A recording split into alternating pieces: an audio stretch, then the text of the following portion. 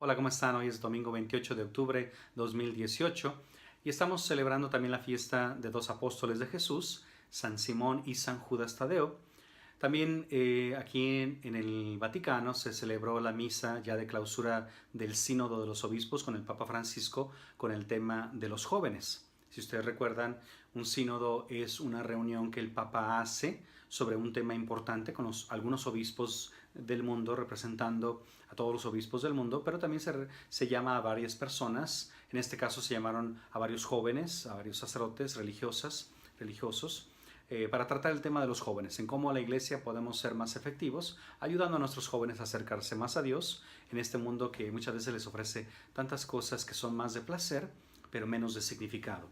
Así es que estamos en este domingo 30 ya del tiempo ordinario, ya casi se termina nuestro calendario de la iglesia para comenzar el Adviento. Y hoy seguimos el Evangelio de la semana pasada, el Evangelio de San Marcos, pero hoy es el capítulo también 10, pero versículo 46 al 52. Si ustedes recuerdan, la semana pasada el Evangelio decía que dos de sus apóstoles, Juan y Santiago, se acercaron a Jesús y Jesús les dice: ¿qué quieren que haga por ustedes? Y ellos le piden algo que estaba equivocado. Queremos sentarnos a tu derecha o a tu izquierda, los primeros puestos. Pero hoy vamos a escuchar cómo alguien que está ciego sabe pedirle cuando Jesús le dice: ¿qué quieres que haga por ti? Escuchemos. Repito, el Evangelio de San Marcos, capítulo 10, versículo 46 al 52. Dice: en aquel tiempo, al salir Jesús de Jericó, en compañía de sus discípulos y de mucha gente, un ciego llamado Bartimeo se hallaba sentado al borde del camino pidiendo limosna. Al oír que el que pasaba era Jesús de Nazaret, comenzó a gritar: Jesús, hijo de David, ten compasión de mí. Muchos lo reprendían para que se callara, pero él seguía gritando todavía más fuerte: Hijo de David, ten compasión de mí. Jesús se detuvo entonces y dijo: llámenlo. Y llamaron al ciego diciéndole: ánimo, levántate porque él te llama. El ciego tiró su manto y de un salto se puso en pie y se acercó a Jesús. Entonces le dijo Jesús: ¿qué quieres que haga por ti? El ciego le contestó: Maestro, que pueda ver. Jesús le dijo: vete, tu fe te ha salvado.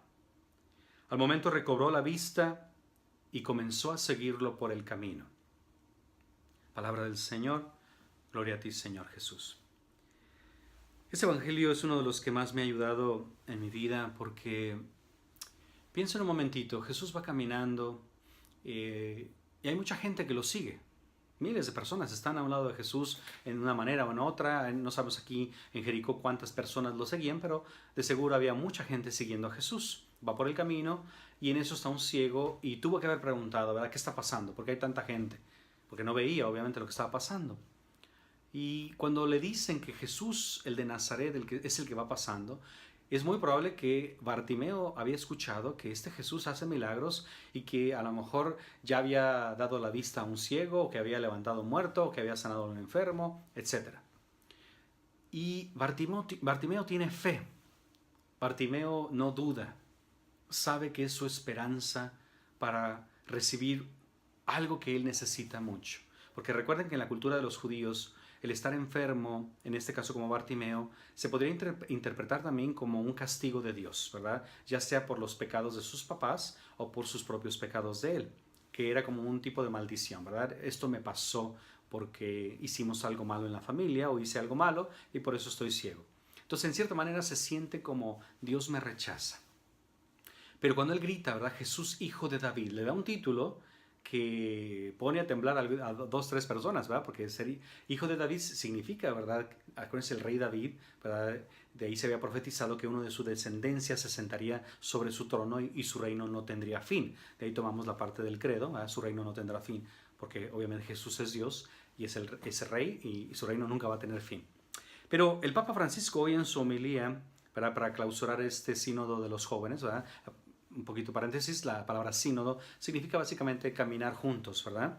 El Papa Pablo VI instituye este sínodo, un sínodo de obispos, ¿verdad? Porque el Vaticano II, que fue un concilio, un consejo, donde el Papa manda llamar a todos los obispos del mundo para tratar diferentes temas sobre la iglesia.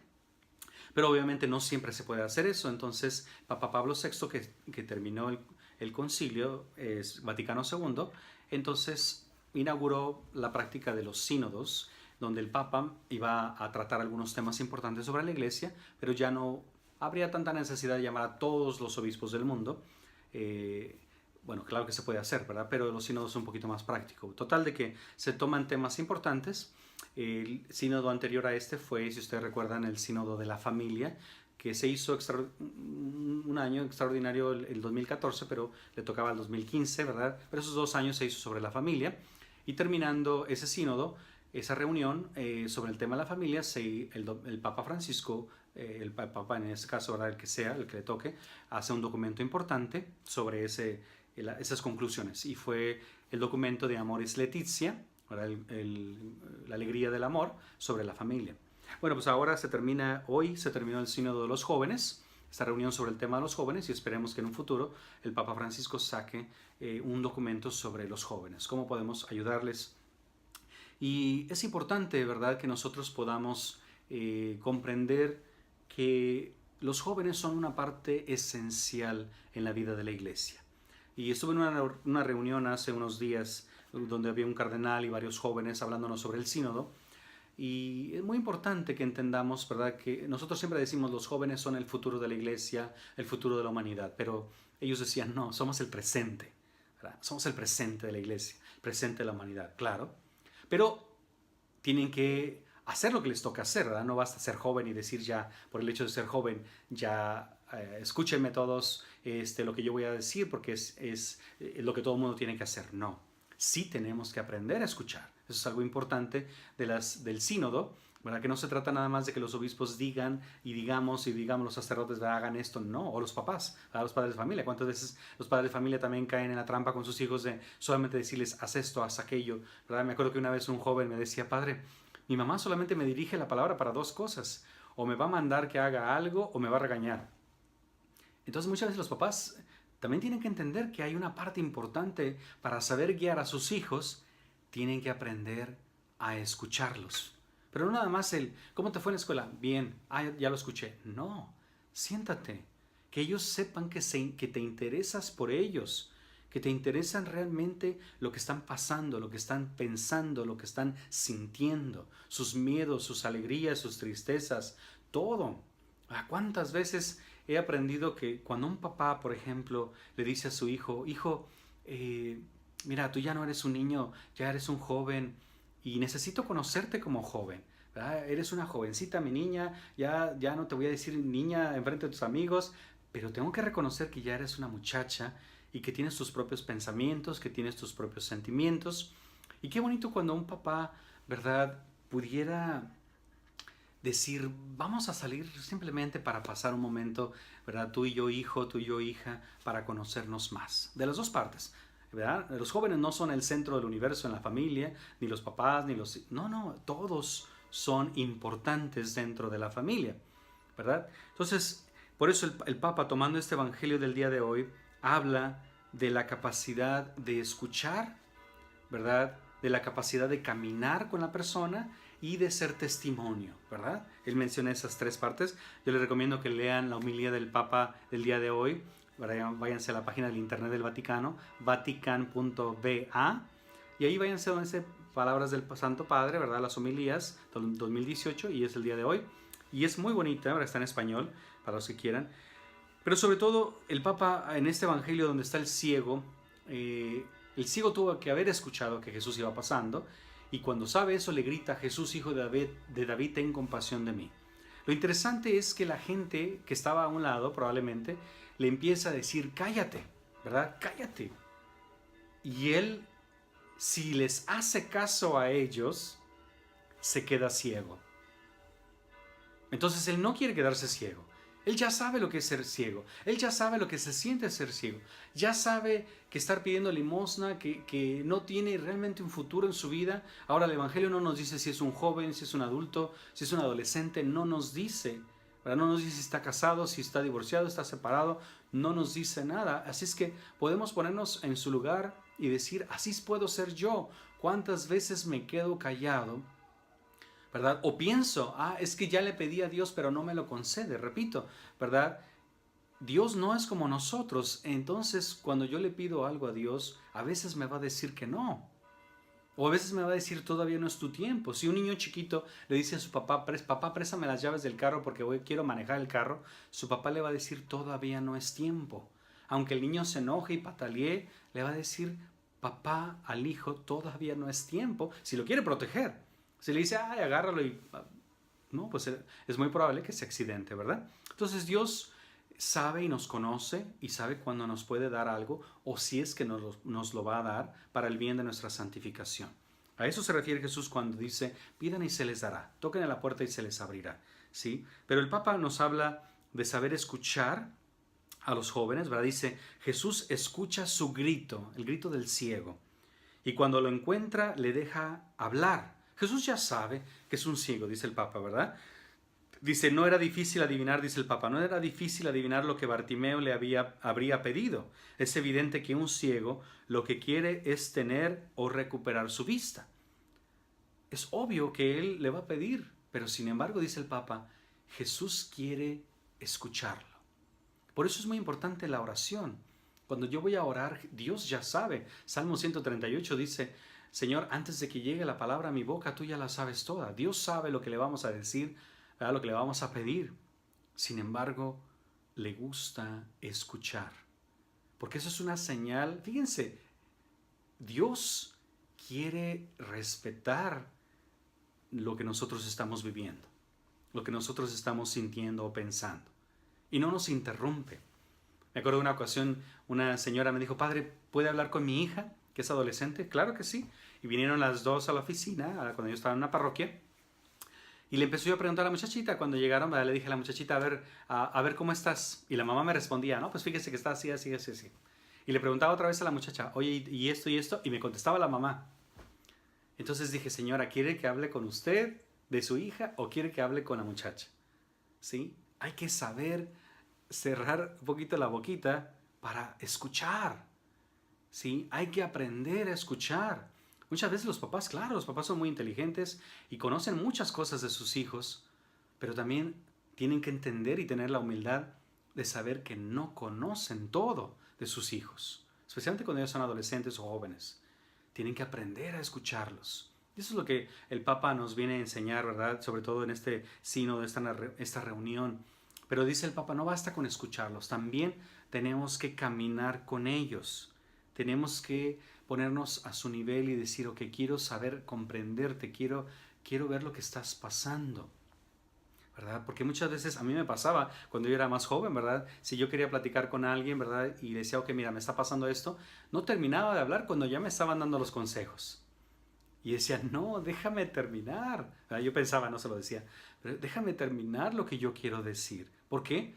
Porque saber decir es importante, pero también que la persona nos sepa comprender, ¿verdad? Y que podamos nosotros saber que va caminando con nosotros. Me decía una muchacha una vez, una carta muy bonita, me decía, padre, usted me respeta en que sabe que yo puedo cometer mis propios errores, pero camina conmigo, me acompaña, me corrige, etcétera, ¿verdad? Yo, pues, hay muchos jóvenes que he trabajado con ellos a lo largo de muchos años, más de 20 años, pero es muy importante que algo que he aprendido con ellos es, hay que aprender a tratarlos como personas. No hay que etiquetarlos y decir, es un muchacho inmaduro, es una muchacha inmadura. ¿Cuántas veces he escuchado eso? Es que los adolescentes son un desastre, es que los jóvenes, ¿verdad? Esto y esto. No, ellos tienen el mismo valor un joven que una persona adulta.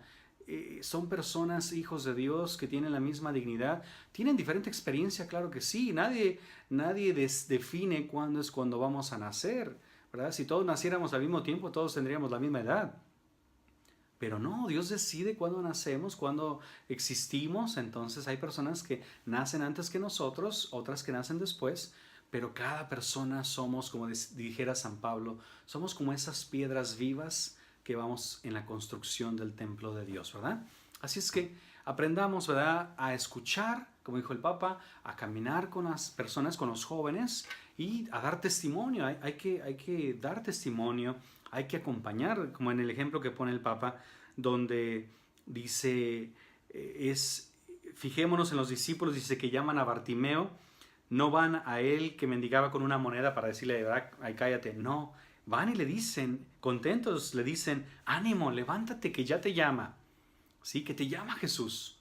Entonces, nuestro papel es llevar a la gente a Dios, no a nosotros, a Dios. Nosotros vamos a fallar, ¿verdad? ¿Cuántas veces ahorita tantos escándalos que hay en la iglesia de sacerdotes que abusaron, de gente que está haciendo cosas malas y todo eso? ¿Eso es bueno? No, eso es gravísimo, eso es algo muy triste, ¿verdad? Donde sabemos que los abusos no nada más han sucedido los sacerdotes, pasan en las familias, pasan en las escuelas, en los doctores, tantas personas, pero no podemos generalizar. Tienen que saber que eso de los abusos de sacerdotes hacia menores es algo degradante y algo que no puede tener una excusa, pero también tenemos que entender de que no podemos generalizar. ¿Sí? Es algo que la iglesia ya está tomando, ahora sí que las medidas necesarias para que esto no vuelva a suceder. Pero tenemos que ayudarnos todos y comenzando desde la familia, porque ahorita es un momento muy difícil en nuestras culturas, donde hay una confusión ya desde la ideología del género, donde ya no quieren, ¿verdad? Que quieren rechazar que si nazco hombre, que ya no soy hombre, que si soy mujer o que no soy. Sí, si ya tenemos una confusión en la existencia del ser, en nosotros mismos, en quiénes somos, vamos a tener una confusión grandísima en muchas áreas, especialmente en la familia. Por eso tenemos que caminar juntos en esta vida con Dios, pero como iglesia, como gente que vamos ayudándonos, que vamos superando las dificultades. Así es que vamos a pedirle a Dios para que nos ayude a gritarle a Dios como Bartimeo, Señor, ten compasión de mí, ayúdame. Dice el Papa una frase hermosa, que a Dios le gusta escucharnos, ¿verdad? Dice, Dios te pide que te dejes amar por Él. Dios te pide eso, déjate amar por Él. Nosotros no vamos a entender la iglesia si no nos dejamos amar primero por Dios. Si no tenemos un encuentro con Dios y no nos dejamos amar por Él, si no nos dejamos encontrar en esa misericordia de Dios, si no le entregamos nuestros pecados, especialmente a través de la confesión, si no alimentamos nuestra alma a través de la misa especialmente, si yo no tengo una relación personal con Dios, voy a ser una persona vacía. No hay de otra. El alma no se alimenta más que de Dios. Y podemos buscarle de muchas maneras, pero si tenemos un vacío existencial, es porque entonces todavía no hemos tenido ese encuentro con Dios. Y cuando tengamos ese encuentro también personal con Dios, vamos a poder entender la iglesia. Vamos a entender que la iglesia es el medio, no es el fin, es el medio que Dios utiliza para que nosotros podamos acercarnos a Él. ¿Sí? Por eso Jesús escoge sus apóstoles, ¿verdad? Funda la iglesia sobre ellos, para que entonces podamos tener un lugar donde todos seamos bienvenidos, pero Dios no nos da permiso a pecar a nadie. ¿Sí? Por eso nos llamamos católicos, significa universal. Dios da la bienvenida a todos. Pero eso no quiere decir que podemos hacer lo que queramos, no. Dios nos da sus mandamientos para que podamos tener un orden en nuestras vidas. Como este ciego, ¿verdad? Recobra la vista, ya puede ver y ¿qué hace? Sigue a Jesús. Eso es lo que muchos de nosotros hemos hecho. Cuando hemos conocido a alguien que nos puede perdonar tanto, una vez tras otra, una tras otra, nos sigue perdonando, ¿cómo no lo vamos a seguir? ¿A quién vamos a ir? Dijera, yo estoy como Pedro, ¿verdad? ¿A quién vamos a ir? ¿Al mundo otra vez? ¿A los placeres? ¿Al pecado mortal? El pecado mortal cansa. El placer es algo momentáneo que eventualmente nos damos cuenta de que nos deja un vacío muy profundo y no nos deja la felicidad verdadera. No es lo mismo estar alegres, contentos, a realmente ser felices. Hay un gozo profundo cuando caminamos con Dios. Que el Señor pues los fortalezca y los bendiga, especialmente a nuestros jóvenes. Aprendamos a escucharlos, aprendamos a caminar con ellos y aprendamos a dar testimonio de nuestras vidas. Dice Jesús, ¿verdad? Que los demás, dice, la gente conocerán que ustedes son mis discípulos si se aman los unos a los otros. Bendiciones.